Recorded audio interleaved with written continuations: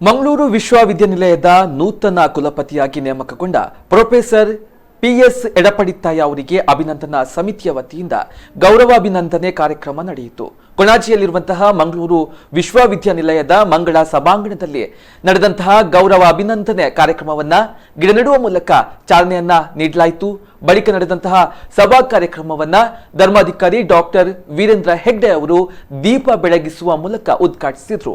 ಈ ವೇಳೆ ಮಾತನಾಡಿದ ಅವರು, ತುಳುನಾಡಿನ ಮಂದಿ ಕರ್ತವ್ಯ ನಿಷ್ಠರು, ಪ್ರಾಮಾಣಿಕತೆಗೆ ಹೆಸರಾದವರು, ಯಾವುದೇ ಜವಾಬ್ದಾರಿಯನ್ನ ಕೊಟ್ಟರೂ ಸಮರ್ಥವಾಗಿ ನಿರ್ವಹಿಸಬಲ್ಲರು.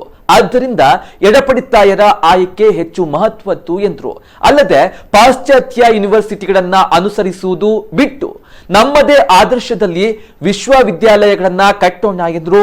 ಇದೇ ವೇಳೆ ಅಭಿನಂದನಾ ಸಮಿತಿಯ ವತಿಯಿಂದ ನೂತನ ಕುಲಪತಿಯವರನ್ನ ಧರ್ಮಾಧಿಕಾರಿ ಡಾಕ್ಟರ್ ವೀರೇಂದ್ರ ಹೆಗ್ಡೆಯವರು ಶಾಲು ಹೊದಿಸಿ ಅಭಿನಂದಿಸಿದ್ರು. ಇನ್ನು ಸನ್ಮಾನ ಸ್ವೀಕರಿಸಿದ ಕುಲಪತಿ ಪಿಎಸ್ ಎಡಪಡಿತ್ತಾಯ ಅವರು ತಾನು ಜೀವನದಲ್ಲಿ ಎದುರಿಸಿದ ಸವಾಲುಗಳನ್ನ ಜನರ ಮುಂದೆ ಹಂಚಿಕೊಂಡ್ರು. ಕಾರ್ಯಕ್ರಮದಲ್ಲಿ ಹಂಪಿ ವಿಶ್ವವಿದ್ಯಾಲಯದ ನಿವೃತ್ತ ಕುಲಪತಿ ಡಾಕ್ಟರ್ ಬಿಎ ವಿವೇಕ್ ರೈ, ಪತ್ರಕರ್ತ ಮನೋಹರ್ ಪ್ರಸಾದ್ ಉಪಸ್ಥಿತರಿದ್ದರು.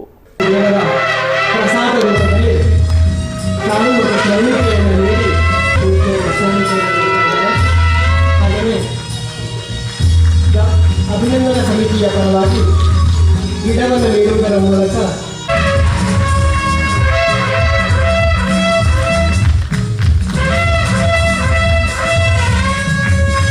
ತಂದೆಯವರು ಕೊನೆಯ ಗಳಿಗೆಯಲ್ಲಿರುವಾಗ ನನ್ನ ತಮ್ಮನಲ್ಲಿ ಹೇಳಿದ್ರಂತೆ, ನನ್ನಲ್ಲಿ ಒಂದು ಪವಿತ್ರದ ಉಂಗುರ ಇದೆ, ನನ್ನ ಮಗ ಏನೋ ಆಗಬೇಕು ಅಂತ ಹೇಳಿದಾನೆ, ಅವನ ಸುತ್ತಮುತ್ತ ಪೊಲೀಸ್ನವರೆಲ್ಲ ಇರ್ತಾರೆ, ಆಗ ಅಷ್ಟು ದೊಡ್ಡ ಒಂದು ಗಣ್ಯ ವ್ಯಕ್ತಿ ಆಗ್ತಾನೆ, ಅಂತ ಸಂದರ್ಭದಲ್ಲಿ ಪವಿತ್ರ ಉಂಗುರ ಕೊಡಿ ಅವನ ರಕ್ಷಣೆಗೆ ಅಂತ.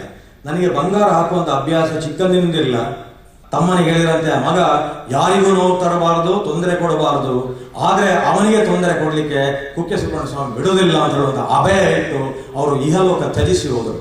ಅಂತ ಒಂದು ತಂದೆಯ ಆಶೀರ್ವಾದದಿಂದ ನನಗೆ ಆ ಪರ್ಸಿವಿಯರೆನ್ಸ್ ಬಂತು, ಆ ಎಂಡ್ಯೂರೆನ್ಸ್ ಬಂತು, ಆ ಟಾಲರೆನ್ಸ್ ಬಂತು ಅಂತ ಅವನು ಇಲ್ಲಿ ನೆನಪಿಸಿಕೊಂಡು ಅವರ ಸ್ವರ್ಗದಲ್ಲಿರುವವರಿಗೆ ನಾನು ಕೈ ಮುಗಿದಲ್ಲಿ ಪ್ರಮಾಣ ಮಾಡಿ ಹೇಳ್ತೇನೆ, ಮುಂದಿನ 4 ವರ್ಷ ಅವರ ಮಾತನ್ನು ಉಳಿಸಿಕೊಂಡು ನಾನು ಪ್ರಾಮಾಣಿಕವಾಗಿ ಪ್ರೊಫೆಸರ್ ಬಿ ಎ ವಿವೇಕರಯ್ಯ ಅವರ ಮಾತಿನಂತೆ ಒಂದು ಯೂನಿವರ್ಸಿಟಿ ವಿದ್ಯೆ ಡಿಫರೆನ್ಸ್ ಹೇಳುವ ಕನಸಿನಲ್ಲಿ ಪೂಜ್ಯ ಹೆಗಡೆ ಅವರ ಇದರಲ್ಲಿ ಅವನು ಪ್ರಮಾಣ ಮಾಡಿ ಹೇಳ್ತೇನೆ ಅಂತ ಹೇಳುವಂಥದ್ದು.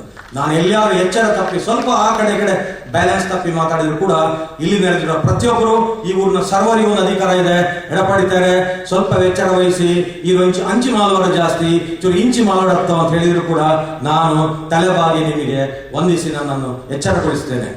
ಈ ದಕ್ಷಿಣ ಕನ್ನಡ ಜಿಲ್ಲೆಯ ಜನ ಬಹಳಷ್ಟು ಪ್ರಗತಿಪರ ಚಿಂತಕರು ಮತ್ತು ಪ್ರಜ್ಞಾವಂತರು, ಬುದ್ಧಿವಂತರು, ಶ್ರಮಜೀವಿಗಳು, ಯಾವುದೇ ಕೆಲಸವನ್ನು ಹಿಡ್ಕೊಂಡ್ರೆ ಅದನ್ನು ನಿಷ್ಠೆಯಿಂದ ಮಾಡ್ತಕ್ಕಂಥವ್ರು ಅನ್ನೋ ಹಿನ್ನೆಲೆ ಇರೋದ್ರಿಂದ ಅದೇ ಲಾಭ ನಮ್ಮ ಎಡಪಡಿತಾಯರಿಗೆ ಆಗಬೇಕು. ಮುಂದಿನ ದಿನಗಳಲ್ಲಿ ನೀವು ಈಗಾಗಲೇ ಏನು ಅನೇಕ ಬಾರಿ ನಿಮ್ಮ ಮಾತುಗಳಲ್ಲಿ ಹೇಳಿದ್ದೀರಿ, ನಾನು ವಿಶ್ವವಿದ್ಯಾಲಯವನ್ನು ನಾನು ದುಡಿತೇನೆ, ವಿಶ್ವವಿದ್ಯಾಲಯವನ್ನು ದುಡಿಸ್ಕೊಳ್ತೇನೆ, ನಮ್ಮ ಸಹಪಾಠಿಗಳ ಸಹ ಕಾರ್ಯಕರ್ತರ ನಮ್ಮೆಲ್ಲ ಯಾರು ಇದ್ದಾರೆ ಸಹೋದ್ಯೋಗಿಗಳು ಅವರನ್ನು ಕೂಡ ನಾನು ಚೆನ್ನಾಗಿ ದುಡಿಸ್ಕೊಳ್ತೇನೆ, ವಿದ್ಯಾರ್ಥಿಗಳಿಗೆ ಗುಣಮಟ್ಟ ಕೊಡ್ತೇನೆ. ನಾನು ಹೆಸರು ಹೇಳೋದಿಲ್ಲ, ಒಂದು ವಿಶ್ವವಿದ್ಯಾಲಯದ ಹೆಸರಿನಲ್ಲಿ ಅಡ್ವರ್ಟೈಸ್ಮೆಂಟ್ ಕೊಡುವಾಗ ಹೇಳ್ತಾರೆ, the students of this university need not apply ಅಂತ ಅಲ್ಲಿವರೆಗಿದೆ. ಅಂದರೆ the students of this university need not apply ಅಂತ. ಇನ್ನು ಅದಕ್ಕಿಂತ ಕೀರ್ತಿಯನ್ನು ಬೇಕು ಹೇಳಿ. ಅಂದ್ರೆ ಒಂದು ಕುಲಪತಿಗಳು ಮಂಗಳೂರು ಯೂನಿವರ್ಸಿಟಿಯವರು ಆಗ್ತಾರೆ ಅನ್ನೋದು ಗೊತ್ತಿಲ್ಲದಿದ್ದ ಕಾಲಕ್ಕೆ ಇಲ್ಲಿ ಕುಲಪತಿಗಳು ಆರಂಭವಾದರು. ಎಂ.ಆರ್. ಗಜೇಂದ್ರಗೌಡರು, ಆಮೇಲೆ ಎಂ. ಅಬ್ದುಲ್ ರಹಮಾನ್ರು, ಎಸ್.ಎನ್. ಹೆಗ್ಡೆ, ಕೆ. ಸಿದ್ದಪ್ಪ, ಆಮೇಲೆ 5ನೇದಾಗಿ ನನ್ನ ಸಾರಥಿ, ಆಮೇಲೆ ಕೆ.ಎಂ. ಕಾವೇರಿಯಪ್ಪ, 10 ಜನ ಆಯ್ತು. ಈಗ 11 ಜನ ಬೇಕು ಅಂತ ಹೇಳಿದಾಗ ನಮ್ಗೆ ಎಡಪಡಿತಾರ ಸಿಕ್ಕಿದ್ದಾರೆ. ಅಂದ್ರೆ ಒಂದು 11 ಮಂದಿ ಕುಲಪತಿಗಳನ್ನ ಮಂಗಳೂರು ವಿಶ್ವವಿದ್ಯಾಲಯದ ಒಳಗಡೆಯಿಂದ ನಾವು ಕೊಡ್ಲಿಕ್ಕೆ ಸಾಧ್ಯ ಆದ. ಯಾಕೆ ಅಂದರೆ ಈ ವಿಶ್ವವಿದ್ಯಾಲಯ ಬಹಳ ಒಂದು ಶೈಶವದಿಂದ ಬಾಲಕದ ಅವಸ್ಥೆಯನ್ನು ದಾಟಿಕೊಂಡು ಬಂದಾಗಲೂ ಕೂಡ ಈಗ 39 ವರ್ಷ ಆಯ್ತು. ಇಲ್ಲಿ ಶಿಕ್ಷಣಕ್ಕೆ ಪ್ರಾಧಾನ್ಯನೇ ಹೊರತು ಬೇರೆ ಯಾವುದಕ್ಕೂ ಪ್ರಾಧಾನ್ಯ ಇಲ್ಲ. ಅಧ್ಯಾಪಕರು ಒಂದೇ ಸಮನೆ ರಾತ್ರಿ 12-1 ಗಂಟೆವರೆಗೆ ಓದುವುದು ಮತ್ತು ಪಾಠ ಮಾಡುವಂಥದ್ದು. ಆದ್ರಿಂದ ಏನಾಗಿದೆ, ಇದಕ್ಕೆ ಹೊರಗಡೆ ಏನಾಯ್ತು ಅಂದ್ರೆ ಮೈಸೂರು, ಧಾರವಾಡ ಮತ್ತು ಬೆಂಗಳೂರು ಇದಕ್ಕಿಂತ ಹಿಂದಿನ ಹಳೆಯ ದೊಡ್ಡ ಯೂನಿವರ್ಸಿಟಿಗಳ ನಡುವೆ ಕೂಡ ಮಂಗಳೂರು ವಿಶ್ವವಿದ್ಯಾಲಯಕ್ಕೆ ಒಂದು ದೊಡ್ಡ ಹೆಸರು